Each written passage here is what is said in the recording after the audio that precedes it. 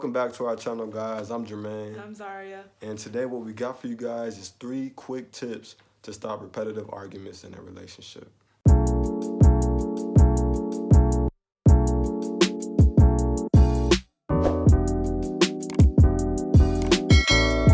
So tip number 1 is to seek God's wisdom. Now, for us, we're obviously Christians, Bible believers. So a lot of things we do are rooted in the Bible and really just putting God first in our relationship.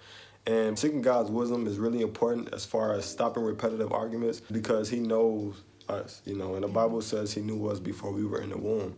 So He's our creator, so He knows exactly how we are. He knows our personality. He knows our likes and dislikes. So as a husband, I have to seek God's wisdom as far as, okay, what is going on with Zaria? What does she like and what doesn't she like? And I found myself doing that oftentimes, and it's very helpful because he can help give me insight. Like if I'm doing something, he may be like, okay, Jermaine, you need to stop doing that, or you need to adjust yourself in a certain area. So basically just seeking him because he knows the best way that I can be a better husband for her. Now, I'm still growing with it, but that's a way I've definitely tried to use more just to really be better for her. I know with me, with seeking God, with trying to resolve our arguments, it's really about knowing how to talk to that person. So God can give you wisdom on how you should talk to that person because of certain things that people go through. God knows that and how it's on their heart, and He knows exactly what you need to say to that person. With Jermaine, I know that he doesn't like when I raise my voice, for example. So I'm just like, how? I don't feel like I'm raising my voice.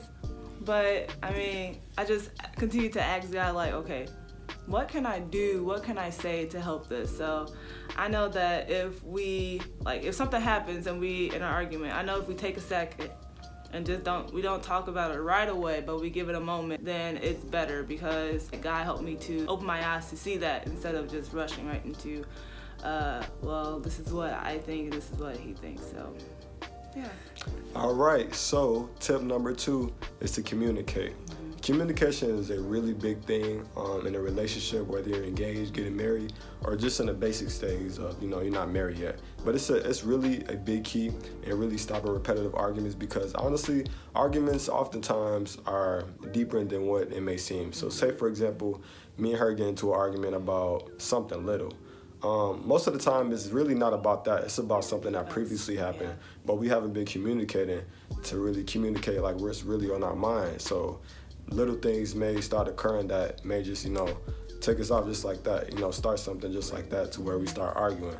So making sure that you communicate all the time to make sure that you guys are on the same page, you really stop repetitive arguments. That way you know that, okay, I understand how she's feeling, I can adjust in this area, or I understand what's going on there rather than trying to, figure somebody out. Because I found that oftentimes with myself, I'm very reserved, so I have to realize that sometimes I have to do more, communicate more. Even though I'm not really used to that, I'm used to just, just chilling, being, nonchalant.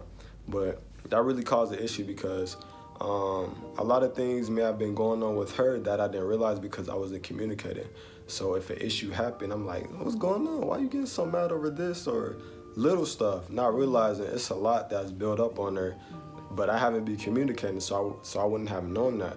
So just communicating really it helps you break things down over time, rather than you guys argue, then it's like a climax of a bunch of different things that's been on, your spouse's or fiance's mind the whole time.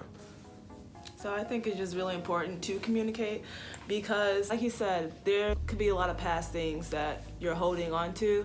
So if you just talk to your spouse or the person you're in a relationship with about why there's a problem. And I think that after the argument, you guys should come back and talk about how do you think that argument was resolved, and if you think it was resolved, because after the argument you can just the argument can end, but there could still be an issue. Sometimes when we get in an argument, I'm just I just need to step away for a second. That's when I'm like, God, oh my goodness, I don't know what the issue is.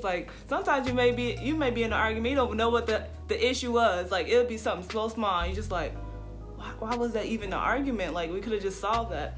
So that's why it's important to just communicate with each other and talk about everything that you feel like has affected that argument, so that you just get to the bottom of it. Because if you don't get to the bottom of these arguments, then it just continues to build and build and build, and then next thing you know, it's just even bigger than what you could imagine. Like, it just starts off with the smallest thing. So yeah, definitely communicate. And I know in the beginning of our relationship, we had problems with not talking. Like, we would text the problems, and so I was that's a big problem just for millennials in general, I believe, because you can just send a text, and I'm just like, okay, he'll be downstairs, paragraphs, bro. And he'll be like, you can hear him texting the message, and I'm upstairs.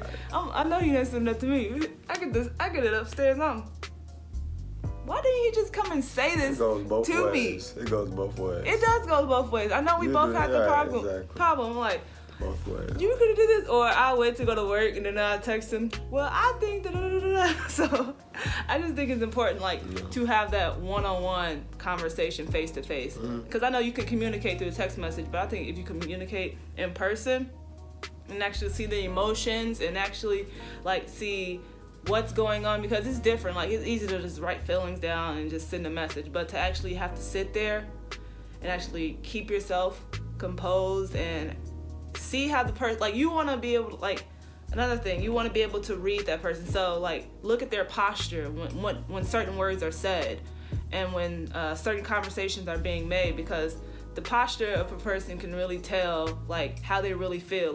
They can yeah, I'm fine, but, you can just tell, by the posture that everything's not okay. And that's when you want to go deeper into that conversation. So, yeah, definitely communicate, because you want to communicate face to face, so that you can see the whole posture of the person.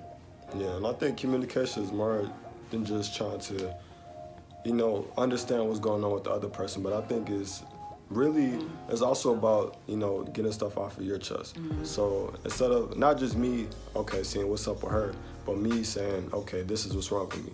Because I feel like that's what we dealt with sometimes. I know in a relationship, the guy will always be like, we can't read a female's mind, and we can't, because I feel like she wanted me to read her mind sometimes. Sometimes I may be able to, but oftentimes I may not know what's wrong at all. Yeah. So it's not it may seem like something is up, but if something's really wrong and I may not know what's going on and I don't say anything, that could cause a big problem. So sometimes we have to just say, okay, this is up with me. You just gotta admit it and just communicate, and it could really help things be more fluent. Yeah, and I think if you communicate that before there's an argument, say for instance, everything's going good, it's good to communicate your problems when the day is going well. I know you say you don't want to bring up the problem because everything's going good, but if you communicate when the day is going well to show that you have a clear mind and everything, I think that's the best way to communicate your problems with your spouse or your the person you're in a relationship with, because then they know you're coming from a genuine heart and a clear state of mind, and you're not just trying to pick at things. So I think that's a really good tip as well.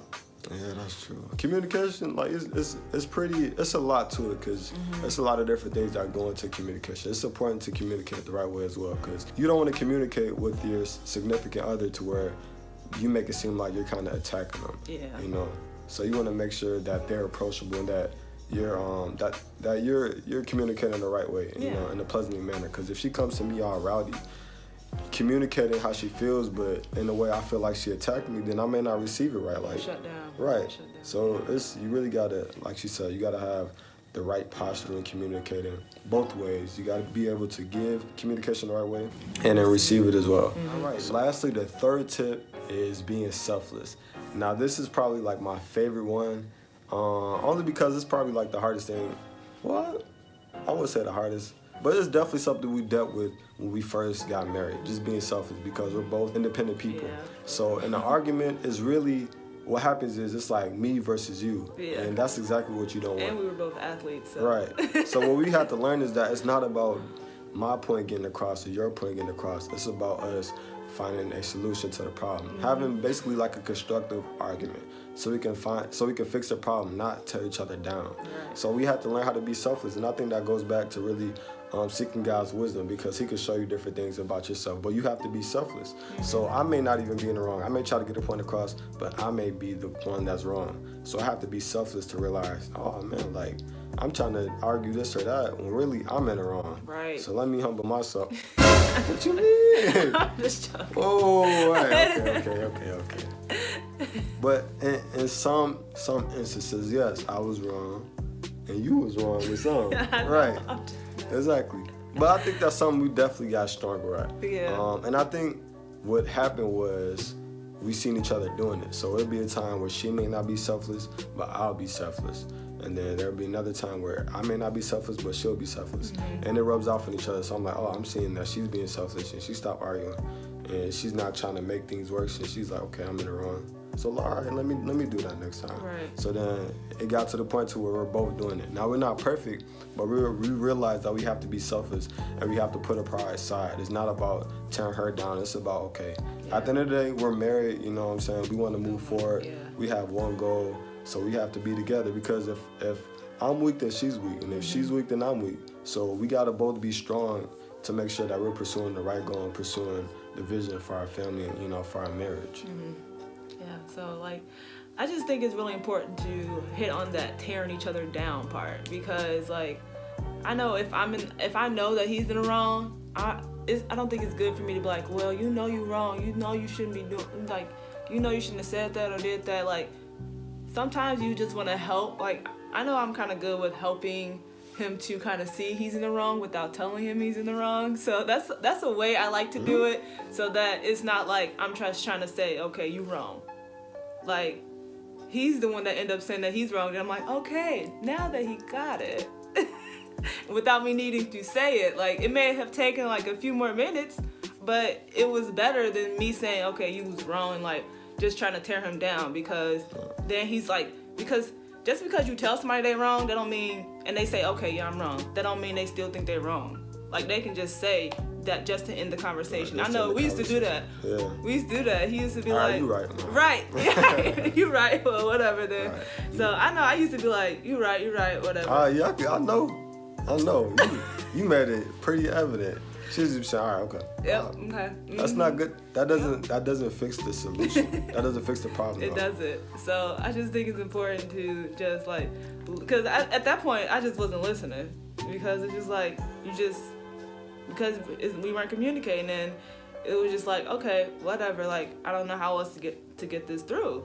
So yeah, I just think that's really important. Yeah. So just coming from a place to where you're really genuine. Yeah. To where they know, okay, like he or she realized that they're actually in the wrong, and they're trying to move forward. So don't tear them down, but just build support them up. Right, build them up. Yeah, Say, like this okay. is what we can do to help you get through this. This is what we can do to help me get through this. Like you want to be able to help each other get through different stuff, because like at the same time they're your accountability partner, and you want to be able to make sure that, okay, when this comes up again, I want you to remind me of this conversation, for instance.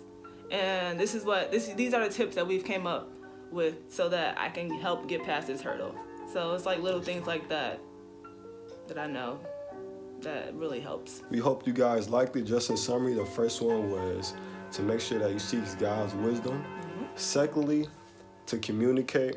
And lastly, to be selfless. Being selfless is really important. Make sure you humble yourself, because it's not about you, it's about the group, it's about the family, it's about the union, it's about the marriage. So you can't come to a marriage and try to be independent and say, okay, I'm gonna do this and that. No, you gotta be selfless. It's about the both of you guys now. So we hope you guys enjoyed this video. Make sure you like down below, comment, and subscribe. And we'll be coming out with new videos soon. Stay blessed. See you later.